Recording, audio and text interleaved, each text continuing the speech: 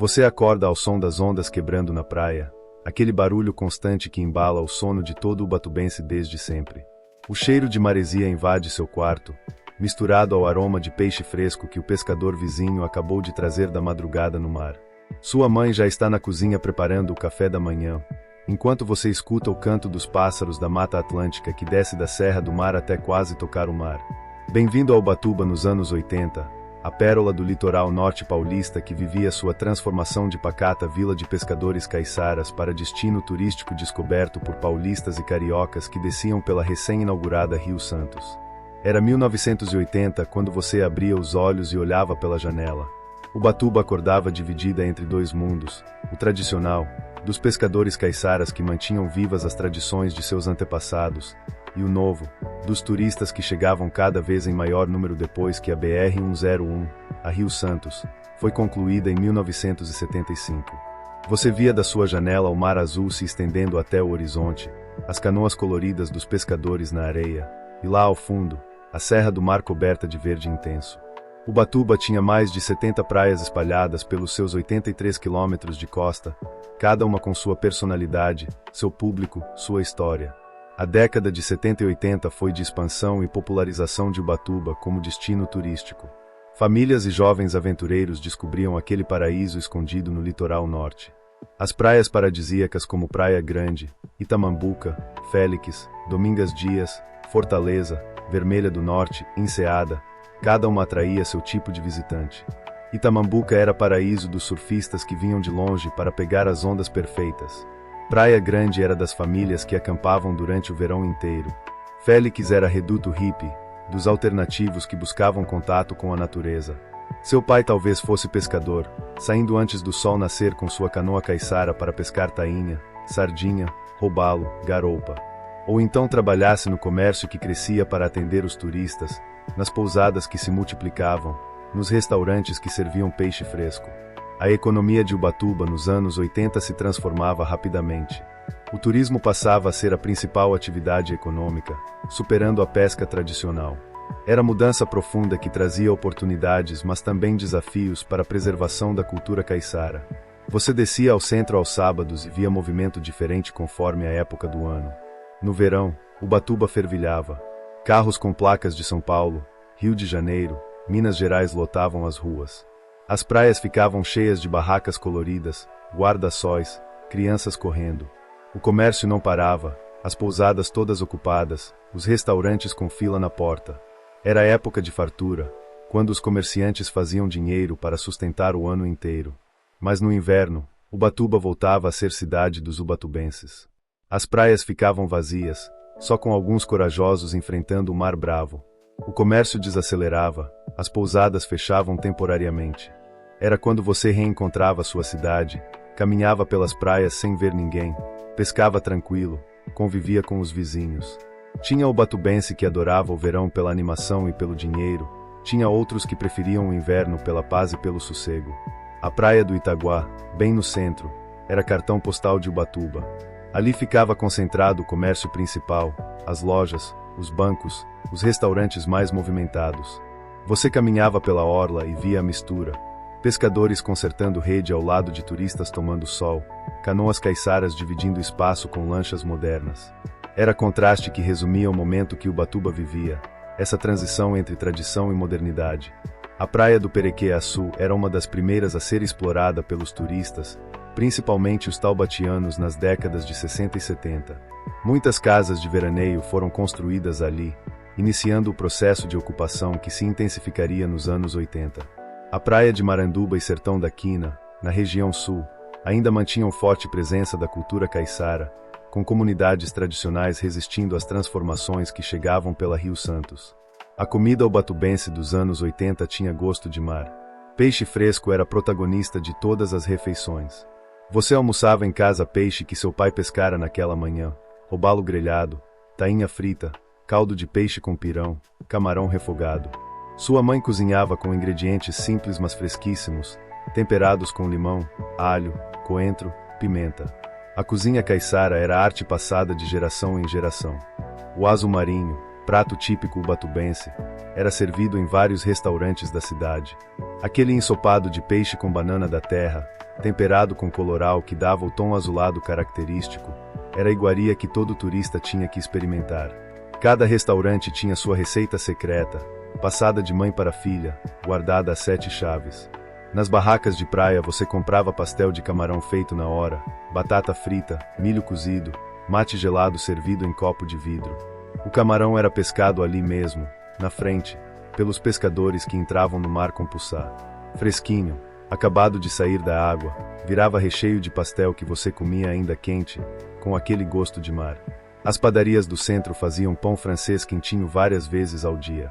Você pegava a bicicleta e ia comprar pão para o café da tarde. E junto com o pão, levava broa de fubá, pão doce, biscoito de polvilho. Comida simples mas gostosa, com aquele sabor de interior litorâneo que não se encontrava em outro lugar. Você acordava cedo durante a semana para ir à escola. O uniforme era obrigatório, calça azul marinho ou saia, camisa branca, tênis. Seu pai te levava de Fusca ou você ia de ônibus, encontrando a turma pelo caminho.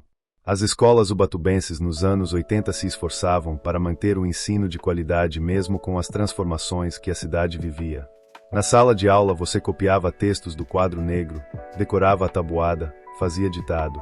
A professora contava histórias de Ubatuba, falava dos índios tupinambás que habitavam a região antes dos portugueses, do padre Anchieta que esteve por ali no século XVI, do tempo áureo do Porto quando o café do Vale do Paraíba era exportado por Ubatuba.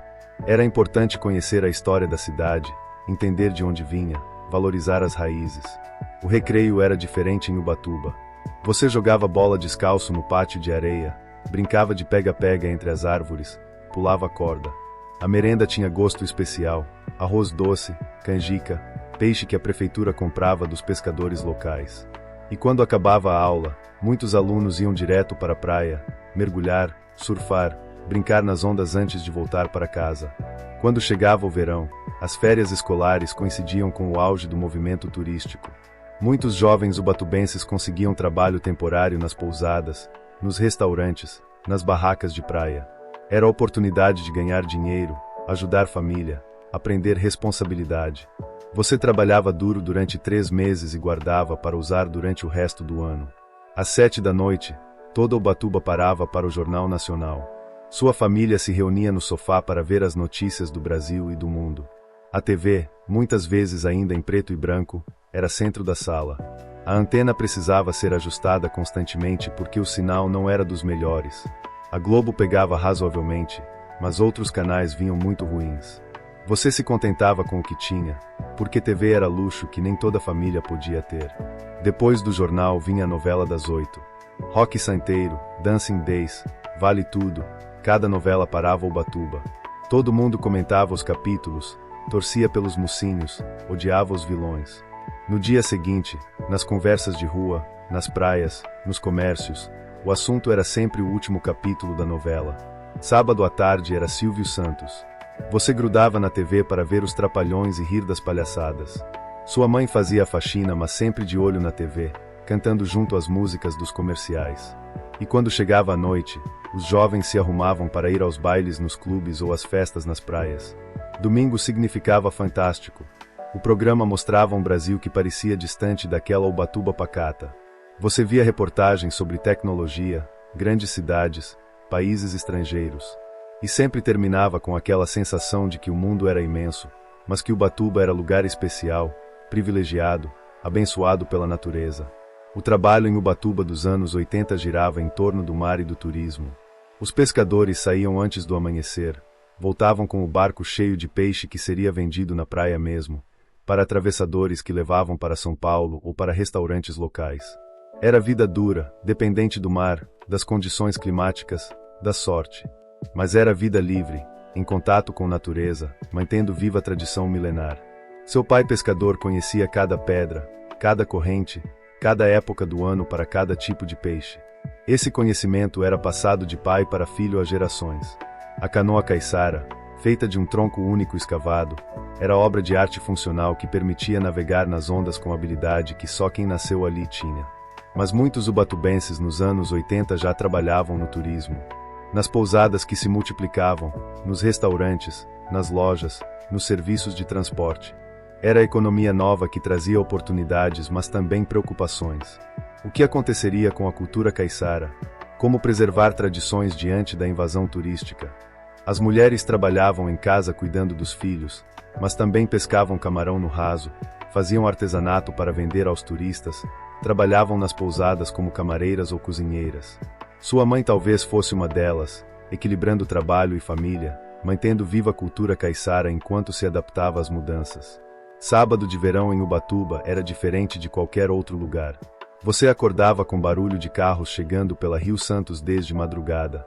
Paulistas e cariocas invadiam as praias, montavam acampamentos que ficavam semanas. As praias ficavam lotadas, coloridas, animadas. Música tocando em rádios de pilha, crianças brincando, jovens jogando frescobol, famílias fazendo piquenique. À noite, as praias ficavam ainda mais movimentadas. Fogueiras acesas, violões tocando, rodas de samba, gente cantando até madrugada. A Praia Grande era famosa pelos acampamentos e pelas festas noturnas. Itamambuca, além do surf, também tinha sua turma que ficava até tarde na areia. Era liberdade que cidade grande não oferecia, era contato com natureza que alimentava a alma. Domingo era dia de missa para famílias mais tradicionais. Você ia à igreja matriz, ocupava o banco da família. Depois da missa, o cumprimento na porta, as conversas, os encontros. Mas para muitos ubatubenses, domingo era dia de praia, de família reunida, de almoço caprichado com peixe fresco e camarão. Alguns domingos você fazia trilha até Cachoeira Escondida na Mata Atlântica, subia até Pedra do Sino para ver cidade de cima, visitava a Ilha Anchieta onde funcionava antigo presídio desativado. Ubatuba oferecia natureza exuberante para quem quisesse explorar além das praias. A cultura caiçara nos anos 80 resistia, mas transformava. As cantigas tradicionais, as danças, as lendas sobre o mar, tudo isso ainda era passado de geração em geração. Mas os jovens caiçaras já nasciam num mundo diferente, influenciados pela TV, pelos turistas, pela modernidade que chegava pela Rio Santos. As festas tradicionais continuavam. Festa de São Pedro Pescador em junho, festa de São Benedito, celebrações que reuniam comunidade e reafirmavam identidade. Mas surgiam também festas novas, festivais de surf, shows de rock na praia, eventos que atraíam turistas mas mudavam cara da cidade. O Quilombo da Caçandoca, na região sul de Ubatuba, mantinha viva a história da resistência negra. Comunidade formada por descendentes de escravos mantinha tradições, cultivava terra, pescava, preservava a memória. Em 2006 seria oficialmente reconhecido e titulado, mas nos anos 80 já era símbolo importante da diversidade cultural ubatubense. Quando os anos 80 chegavam ao fim, você percebia que havia vivido década transformadora.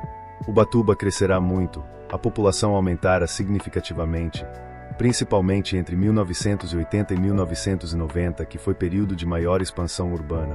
Novos bairros surgiram, a mancha urbana se expandiu tanto na orla quanto subindo Serra do Mar.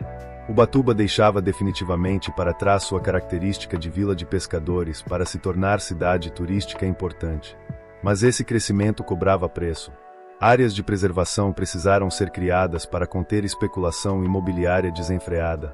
Parque Estadual Serra do Mar, Área de Proteção Ambiental Marinha Litoral Norte. Essas unidades de conservação foram estabelecidas para proteger biodiversidade riquíssima da região. Era luta constante entre desenvolvimento e preservação, entre progresso e tradição. Sua família tinha melhorado de vida com turismo. A casa própria, talvez uma pousada construída para receber visitantes, o carro na garagem.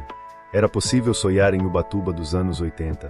A cidade oferecia oportunidades mantendo aquela qualidade de vida privilegiada de quem mora no paraíso. Mas você também percebia mudanças preocupantes. A cidade ficará mais violenta, o trânsito complicado no verão, problemas urbanos apareciam. Praias que antes eram desertas agora estavam ocupadas. A cultura caiçara perdia espaço para a cultura de massa trazida pelos turistas.